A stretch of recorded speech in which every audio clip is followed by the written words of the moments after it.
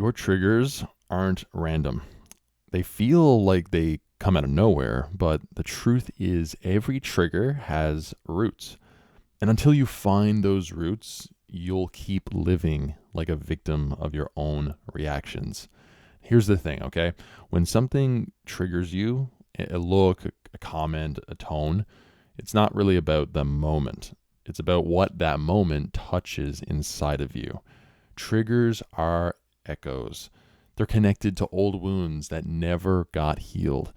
A father wound, a rejection wound, a wound of not feeling capable or respected. That wound gets touched and suddenly your whole system lights up. This is why it feels like you go from calm to chaos in seconds. It's not random, it's your past being replayed through your present. Think about it. Your boss gives you feedback at work. You hear it as you're useless.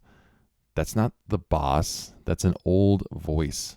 Or your wife makes a small comment about responsibility. You hear it as she doesn't believe in me. That's not her intent, that's your wound speaking. And I've lived this. There was a time with my wife where I swore she was the one triggered.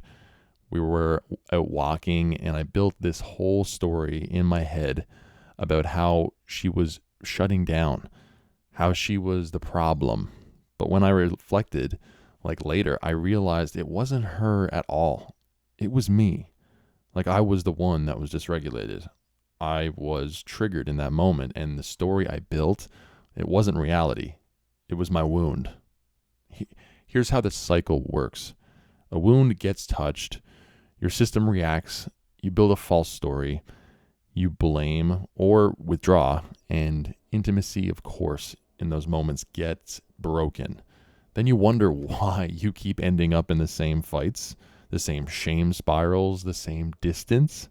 It's not random, it's patterned, it's rooted. So here's the shift.